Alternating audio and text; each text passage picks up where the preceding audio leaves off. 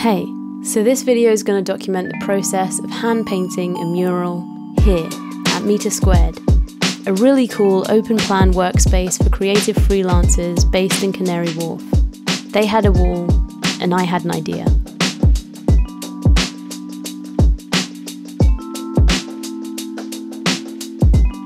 And when I pitched it, they said yes. So I packed my things and called an Uber.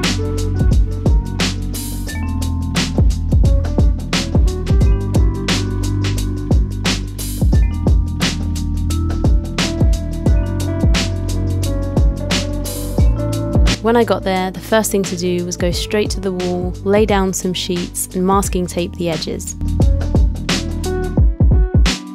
The wall had been painted with gloss, so I decided to go over it with a thin layer of acrylic gesso so that the paint would adhere better and it would be more matte. As I waited for it to dry, I prepared and mixed my paints into separate containers I brought with me. Green, pink, and blue. I then used a pencil to roughly mark out the basic shapes.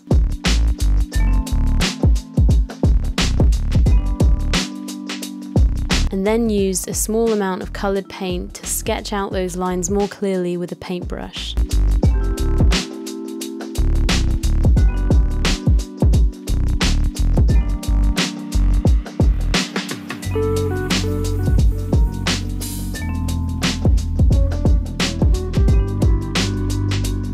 Filled them out and neatened the shapes and edges as I went,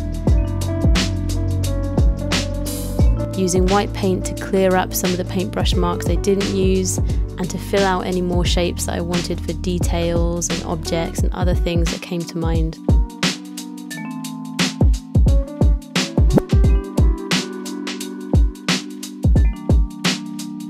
The next stage was creating darker tones of the colours I'd already mixed to create shade and depth.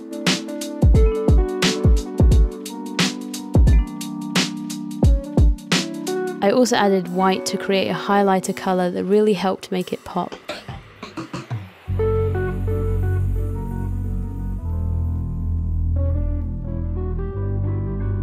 And for the other colours, I did the same thing.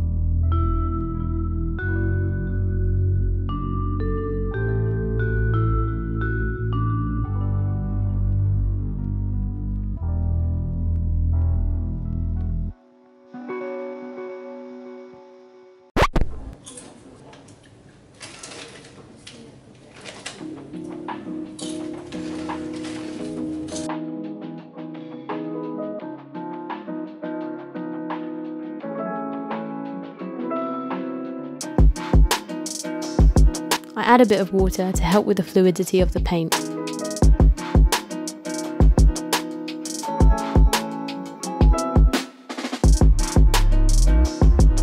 After all the tones were done, I called it a day.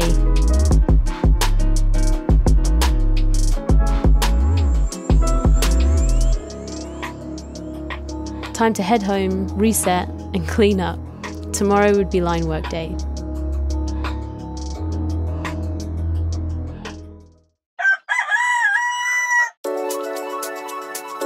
This was the second day and I was so excited because it was line work day, and for anyone who knows me, you know that it's my favourite.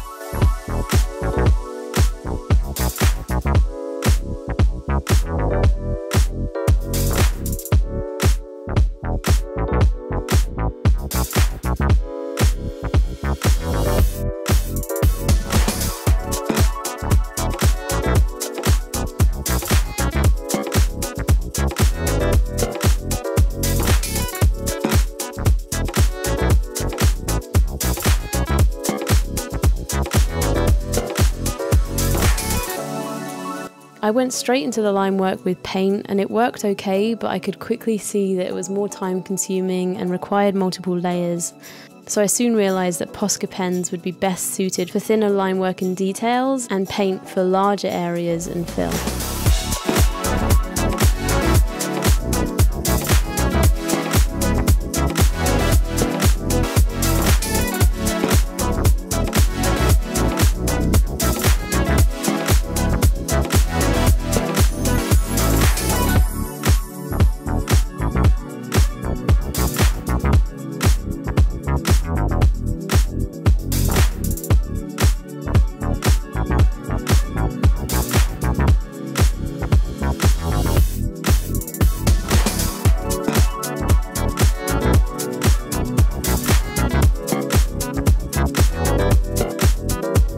Every time I step back, I can really see the mural really coming to life and just how much the black is transforming the mural. And that's what really spurs me on and motivates me, because I can really imagine it now. It's not just in my own head. It's becoming real in front of me, and that's super exciting.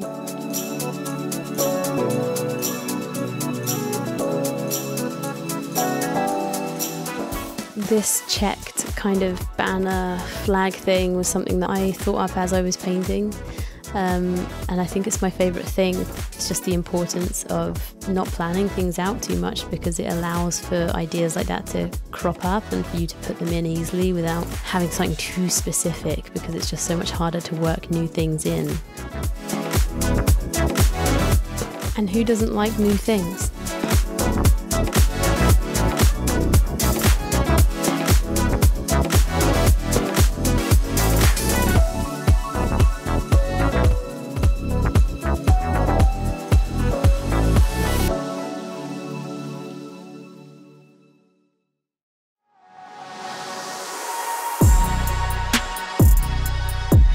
We're just coming into the last leg of it now, and I just want to say to anyone who's watching, who's thinking about, doing a mural or starting a mural or trying to find out how and what the process is, really the best way is to, of course, see videos and do research, but it's just to do it and to try it wherever you can find a wall. It could be a friend, it could be a family member, it could be a local cafe who has even, they might even have a room in the staff room, just ask. Like, there's walls around, and they don't necessarily have to be big public things. If you just want to practice, just, get hold of any wall you can. And, I'm going to try and take that advice myself and just look even more for more walls that I can paint on. It really is just so much fun, and you can transform a space so much with the art that you make, and there really is no other feeling like it, to transform something so drastically, and for you to have done it yourself, with your own hands. So yeah, I really, really recommend it.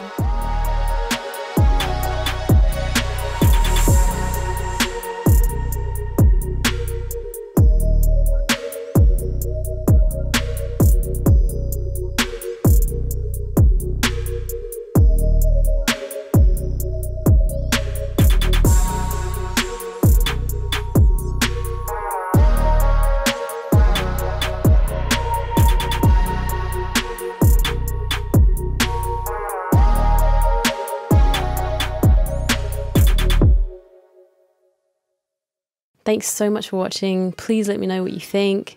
What's your favourite part of the mural? What's your favourite bird? And yeah, I'll see you on the next one.